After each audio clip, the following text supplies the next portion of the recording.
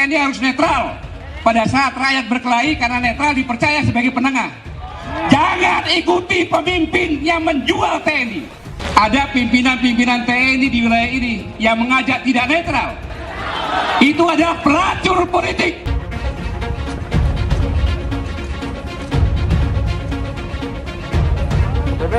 Yep.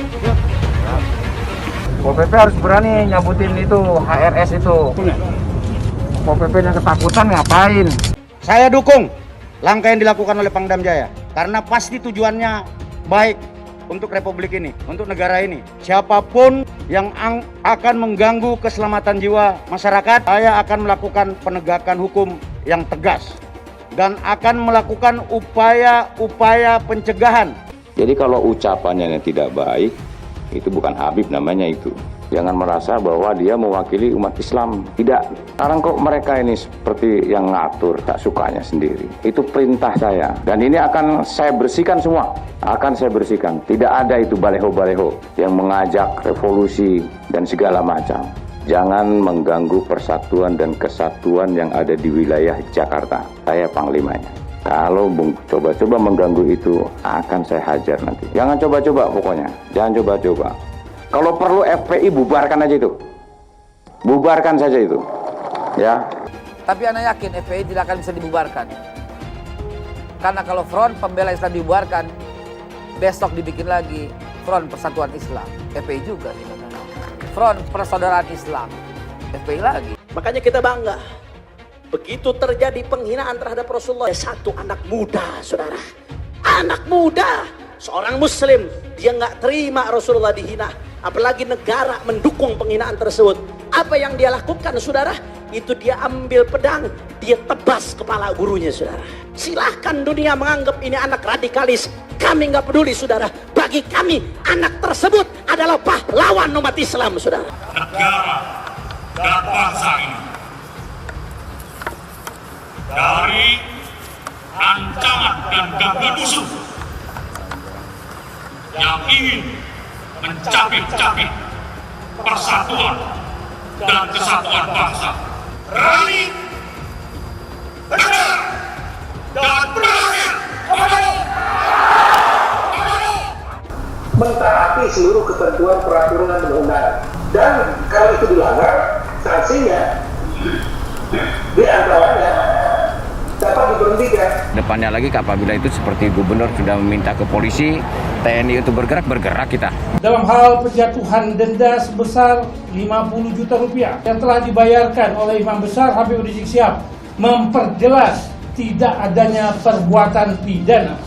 Proses penyelidikan yang dilakukan oleh Kepolisian Republik Indonesia, Imam Besar Habib Rizik Syihab harus dinyatakan bukan peristiwa atau perbuatan pidana. Kami merasa malu dengan sikap Habib Rizik Syihab pada acara peringatan Maulid Nabi Muhammad yang tidak menyejukkan umat, namun justru memanas-manasi ucapan kotor hadapan umat. Padahal Nabi Muhammad selalu memberikan teladan. Terpapar ya COVID, kita tunggu, namun sampai sekarang kita belum mendapatkan surat rekomendasi atau surat penyampaian dari gugus COVID itu sendiri atau mungkin rumah sakit setempat di mana yang bersangkutan diperiksa, kita belum menerimanya. Namun apabila memang tidak datang, ya ini hanya sebatas klarifikasi. Kita bisa menunda klarifikasi tersebut apabila yang bersangkutan sudah sehat. Demikian. Kita kerjasama sama dengan pihak kelurahan. Kelurahan kita koordinasi ke kecamatan, kemudian ke wali kota. Di pihak kepolisian juga membantu kita. Dishub itu ada kalimat mendukung kegiatan kita, bisa ditayangkan. Ini arahan, karena ada arahan ini kan kewajiban Pemprov DKI Jakarta. Gerakan umat untuk menghadiri Maulid Nabi sebagai wujud cintanya kepada Rasulullah begitu tinggi.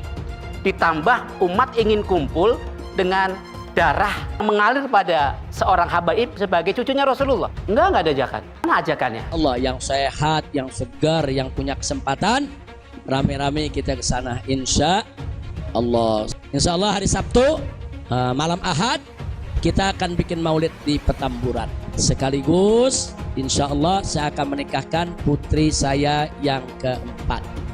Gubernur dapat diberhentikan bahwa dengan dipanggilnya Gubernur DKI diperiksa 10 jam bahwa dia akan jadi sebagai tersangka, itu Gubernur bisa diberhentikan. Bahkan Gubernur datang semacam menyambut ya kedatangan di hari pertama Saudara Rizik Syihab datang. Kemudian Gubernur tahu bahwa akan dilanjutkan dengan resepsi atau perkawinan putri dari Saudara Habib Rizik, yang akan dilanjutkan lagi dengan peringatan Maulid Nabi. Tahu bahwa pemerintahan ini tidak terlalu suka dengan Gubernur Anies Baswedan gitu ya. Dan ini agak aneh juga undangan klarifikasi seperti sekarang ini kemudian ada BAP-nya gitu ya. Ini kan mau mempermalukan namanya. Misalnya terkait dengan pilkada di Jawa Tengah, di tempat-tempat lain, dan hanya merupakan satu himbauan. Tetapi kepada Gubernur Anies Baswedan diperlakukan lain. Ini adalah sebuah sikap yang diskriminatif menurut saya. Mencari-cari kesalahan dari Anies Baswedan karena ketidaksukaannya kepada yang bersangkutan. Itu menurut saya tidak bagus. Masa ini di luar perkiraan kita gitu. Sebenarnya undangan resmi hanya tidak sampai 30 orang. Kita protokol kesehatan. Kita lakukan uji swab lurah dari Petamburan positif ya atau reaktif, yang sekarang sudah kita rujuk ke Rumah Sakit Kramat Jati di pasal 93 di Undang-Undang Nomor 6 tahun 2018 tentang karantina kesehatan. Kita ketahui bersama bahwa Jakarta ini masih PSBB, masih berlangsung, bahkan diperpanjang PSBB masa transisi. Prof DKI bekerja berdasarkan peraturan yang ada. Ketika kita mendengar kabar ada sebuah kegiatan, maka secara proaktif mengingatkan tentang ketentuan yang ada. Dan ini dilakukan oleh Jakarta. Maka pelanggaran itu ditindak sesegera mungkin. Dalam waktu kurang dari 24 jam, Pemprov DKI menegakkan aturan. Artinya yang melanggar ya harus ditindak. Itulah yang kita lakukan. Ada lonte hina Habib. Lonte ikut-ikutan ngomong.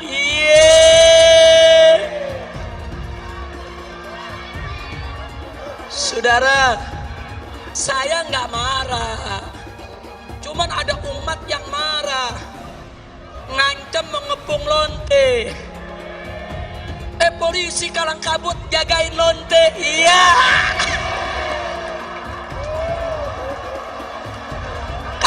Kacau. Lonte hina Habib dijaga polisi. Ditangkap enggak, dijagain. Jangan-jangan minta jatah kali. Jadi ketika bicara mengingkari janji atau tidak, maka lihatlah janjinya. Janjinya apa? Kenyataannya apa? Jadi pemimpin itu berpihak dulu. Ada keberpihakan, dari keberpihakan dibuat mekanisme aturannya.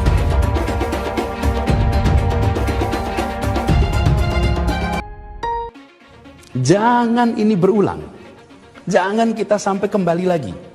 Bila kita tidak disiplin, bila pusat perbelanjaan dibuka secara bebas tanpa protokol kesehatan, bila restoran dibuat penuh karena ingin kejar keuntungan, bila perkantoran memaksakan untuk semua orang masuk bersamaan mengejar target, bila ibadah massal dilakukan secara masif, terjadi kerumunan tanpa jarak aman, maka konsekuensinya kita bisa menyaksikan lonjakan kasus seakan kita kembali ke bulan-bulan sebelumnya.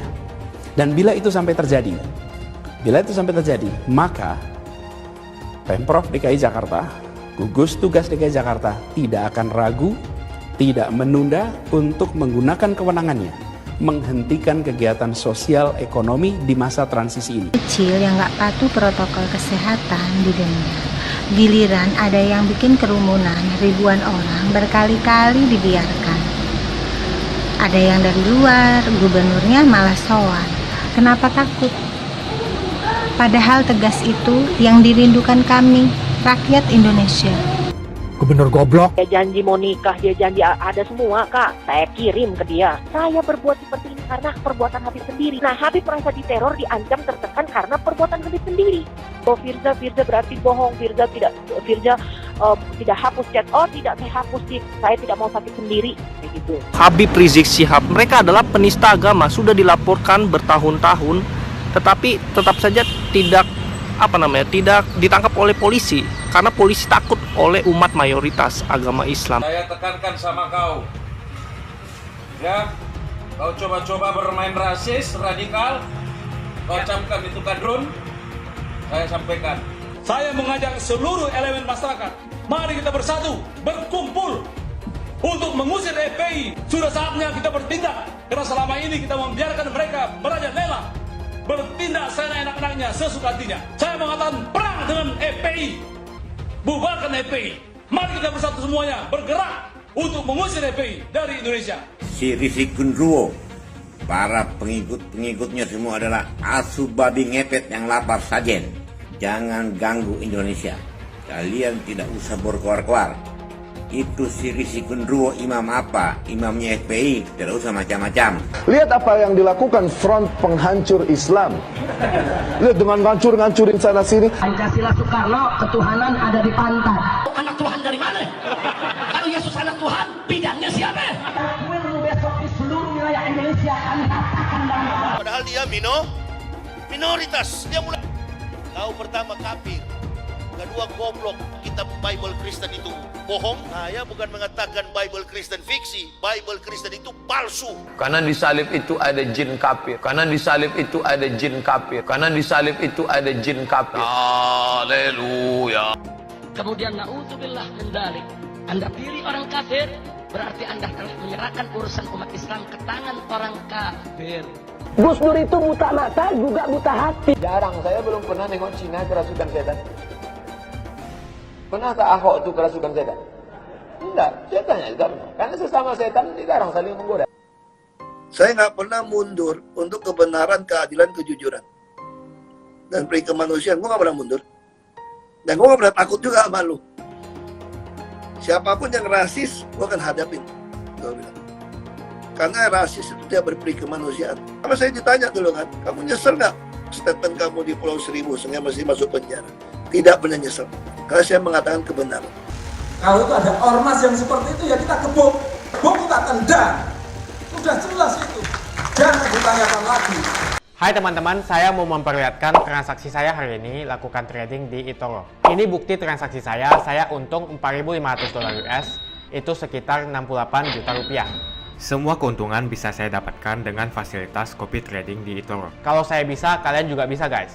Oke, itu yang mau saya tunjukkan. Like video ini sekarang juga dan gunakan link di kolom deskripsi, maka kalian berhak dapat bonus kalian.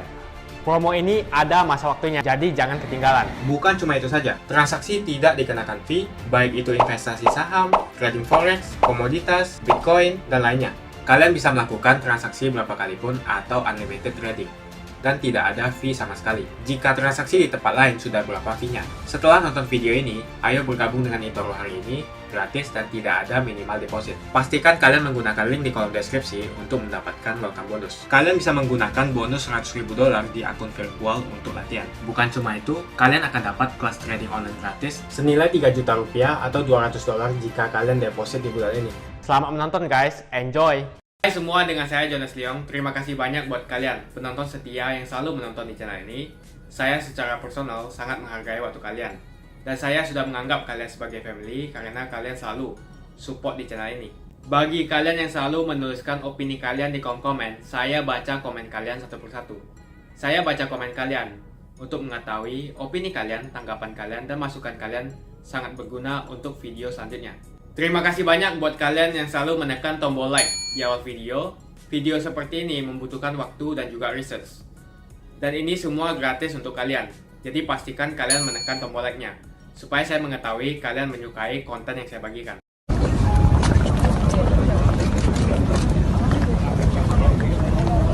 OPP, siap. Siap. Ya. Harus siap ya. Siap. Kabupaten Bekasi siap. Kabupaten Bekasi ya. Siap. Ini semua Kabupaten Bekasi. Ada kota juga, gabungan ya? Gabungan. OPP harus berani nyabutin itu HRS itu, poster-poster. Siap. Siap.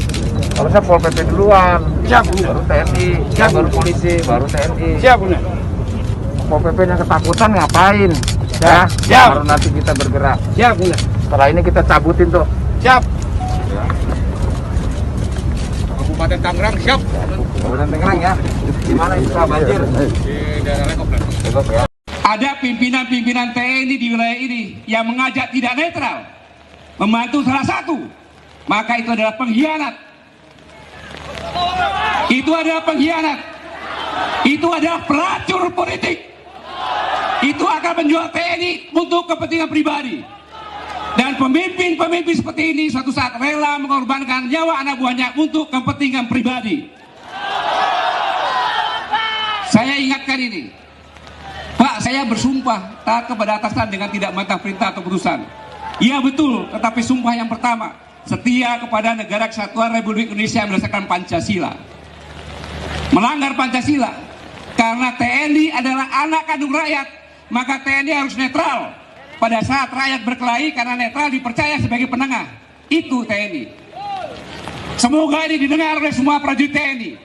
Jangan ikuti pemimpin yang menjual TNI. Ini kami mengingatkan acara pernikahan itu maksimal 30 orang. Itu yang paling penting, itu yang dilanggar. Kemudian yang kedua, diantaranya yang surat kepada panitia Maulid Nabi itu, apa yang dilanggar, di sini kan membatasi jumlah peserta tidak lebih dari 50%. Tapi kami berterima kasih dari pihak panitia sudah menerima kekurangan dan kesalahan dan menerima sanksi yang kami berikan 50 juta dibayar. Ini nilai yang tertinggi. Jadi undangan situ saya terima undangan maulid dan pernikahan. Saya datang di situ dengan pemikiran saya ketika itu seperti yang biasa saya datangin. Dan saya tidak tahu di situ ada Habib Rizik. Karena yang ngundang bukan Habib Rizik. Ini bukan yang tanggal 14. Ini yang ngundang Habib Ali Abdurrahman Assegaf, kalau tidak salah begitu. Saya datang seperti biasa. Begitu saya tiba di situ, saya memang agak kaget. Jumlahnya luar biasa. Justru pada kesempatan itu saya manfaatkan untuk menyampaikan bahwa harus melaksanakan protokol COVID dan sebagainya. Saya sampaikan juga pada panitia agar menjaga jarak. Publik punya persepsi yang lain, itu hak dari publik. Yang penting bagi kami sudah menyampaikan dan kami memang biasa diundang. Dan pada hari itu saya tiba di situ, dalam suasana seperti itu kami sudah sampaikan, momentum itu kami manfaatkan untuk menyampaikan protokol COVID dan sebagainya. Ada beberapa ketentuan ya, jadi sesuai dengan peraturan perundang-undangan, tidak ada kewenangan bagi kami untuk membubarkan satu acara. Ya. Jadi memang tidak ada di dalam pergub yang mengatur bahwa kami bisa membubarkan. Yang kami lakukan adalah memberikan himbauan seperti surat yang sudah kami sampaikan, kemudian menutup, menyegel, namanya restoran. Ini kan orangnya yang banyak, bukan hotel, bukan restoran, bukan kafe dan sebagainya. Kemudian yang kedua, jumlahnya ribuan, mungkin puluhan ribu, dan pada saat itu Satpol PP juga berkoordinasi dengan aparat keamanan di situ untuk mengambil langkah-langkah. Apa yang dilakukan tidak mungkin dibubarkan, kalau dibubarkan ada dua potensi negatif. Negatif yang pertama terjadi kontak fisik, maka terjadi penyebaran virus corona yang dimungkinkan. Yang kedua bisa jadi terjadi konflik, malah terjadi chaos, itu juga tidak baik. Maka dalam situasi seperti itu apa yang dilakukan adalah melakukan mitigasi, kemudian pencegahan. Jadi selalu dihimbau untuk jaga jarak, menggunakan masker dan lain sebagainya. Kemudian teman-teman juga dari BPBD pusat juga alhamdulillah memberikan masker, itu dibagikan dan sebagainya. Jadi apa yang dilakukan pada saat itu tidak lain adalah melakukan upaya-upaya pencegahan agar tidak terjadi penyebaran. Sanksi sesuai dengan ketentuan dan aturan yang ada. Proses penyelidikan yang dilakukan oleh Kepolisian Republik Indonesia terhadap acara peringatan Maulid Nabi Muhammad SAW dan pernikahan putri Imam Besar Habib Rizik Syihab harus dinyatakan bukan peristiwa atau perbuatan pidana dalam hal penjatuhan denda sebesar 50 juta rupiah kepada Imam Besar Habib Rizik Syihab oleh Pemprov DKI Jakarta bukan dimaksudkan sebagai pelanggaran hukum pidana, melainkan sebagai denda administratif yang telah dibayarkan oleh Imam Besar Habib Rizik Syihab memperjelas tidak adanya perbuatan pidana terhadap Gubernur DKI Jakarta, Imam Besar Habib Rizik Syihab, dan pihak-pihak lainnya tidak dapat dikategorikan telah melakukan perbuatan pidana. Pertama, apa yang terjadi memang kita tidak pernah menduga sama sekali, termasuk jumlah massa ketika penjemputan Imam Besar. kita tidak pernah menduga sebegitu luar biasanya antusias umat ingin melepaskan kerinduannya, kangennya dengan ulamanya, dengan habibnya, dengan imamnya, sehingga tanpa undangan dari kami, gerakan hati mereka spontan berbondong-bondong ke Bandara Soekarno-Hatta untuk menyebut imam besar. Nah, ditambah pula Pak Menko Polhukam mengizinkan, silakan jemput Habib Rizik, yang penting aman, tertib.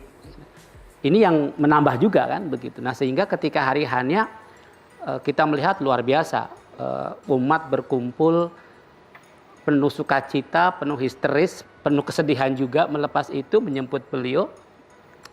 Ini di luar dugaan kita semua. Iya, kita dari pusat nggak pernah menduga sebesar itu. Nggak ada ajakan. Beliau menyampaikan beliau akan pulang dengan pesawat Saudi jam 9 sampai ke bandara jam 10. Mana ajakannya? Gerakan umat untuk menghadiri Maulid Nabi sebagai wujud cintanya kepada Rasulullah begitu tinggi. Ditambah umat ingin kumpul dengan darah yang mengalir pada seorang habaib sebagai cucunya Rasulullah. Sebelum pelaksanaan, panitia pelaksana menyiapkan hal-hal yang berkenaan dengan protokol COVID, sama dengan pihak kelurahan. Kelurahan kita koordinasi ke kecamatan, kemudian ke wali kota, ya, kemudian mendapat surat balasan, dan kita kerjasama. Bukti di lapangannya, melaksanakan kewajiban Pemprov DKI untuk menerapkan protokol COVID. Kan dia punya kewajiban. Karena kan kita menutup jalan. Kalau menutup jalan itu, pasti kita minta izin terhadap Departemen Dishub. Itu ada kalimat mendukung kegiatan kita, bisa ditayangkan dari wali kota, ya, bisa diperlihatkan. Yang isi suratnya itu memang memberikan arahan kepada kita untuk menjaga protokol COVID-19, ya, protokol kesehatan. Itu arahan dari wali kota kepada panitia. Nah, atas dasar arahan itu makanya sebelum hari H-nya kita mempersiapkan segalanya.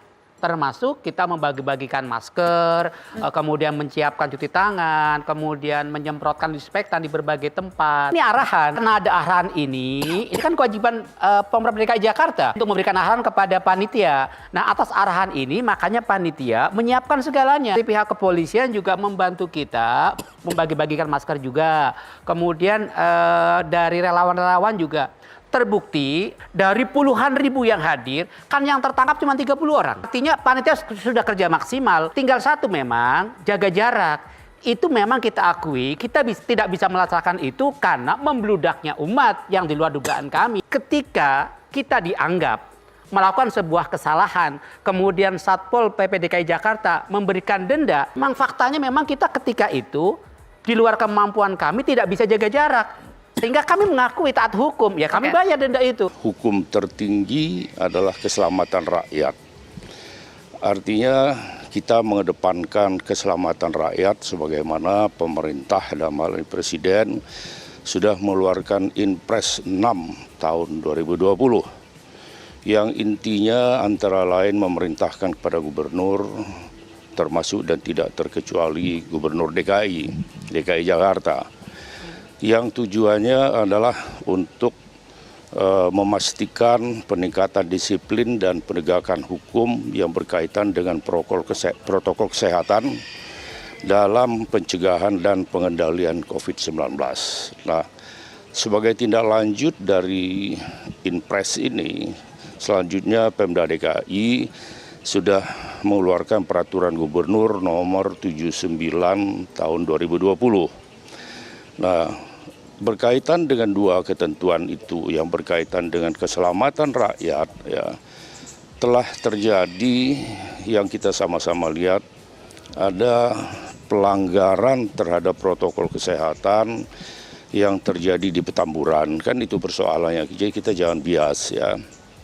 Nah, masyarakat Jakarta melihat ada semacam pembiaran atau ada satu kebijakan gubernur yang merugikan kepentingan umum, meresahkan kelompok masyarakat, atau mendiskriminasi warga negara atau golongan masyarakat lain yang bertentangan dengan ketentuan peraturan perundang-undangan.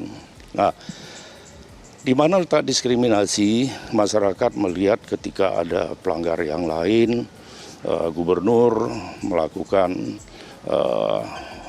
bersama aparat penegak hukum lain membubarkan dan sebagainya. Bahkan gubernur datang semacam menyambut ya kedatangan di hari pertama Saudara Rizik Syihab datang.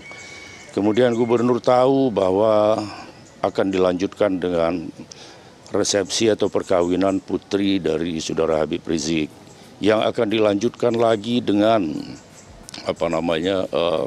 peringatan Maulid Nabi yang tidak dapat dipastikan akan menjamin mengikuti protokol kesehatan, bahwa bisa jaga jarak di antara sekian puluh ribu orang ya, atau tidak sekian ribu orang dan sebagainya ya. Nah, kalau saya kaitkan dengan apa yang saya sebutkan tadi, melakukan pembiaran atau membuat kebijakan yang merugikan kepentingan umum, kemudian meresahkan kelompok masyarakat dan sebagainya, Undang-Undang Nomor 23 Tahun 2014.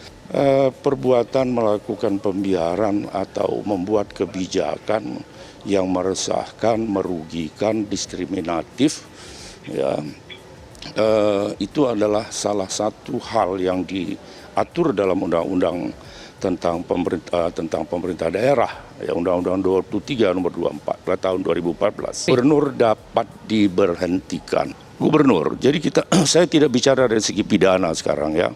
Saya melihat dari sikap kebijakan yang diambil oleh gubernur, buatan yang melanggar undang-undang tentang pemerintah daerah. Ya.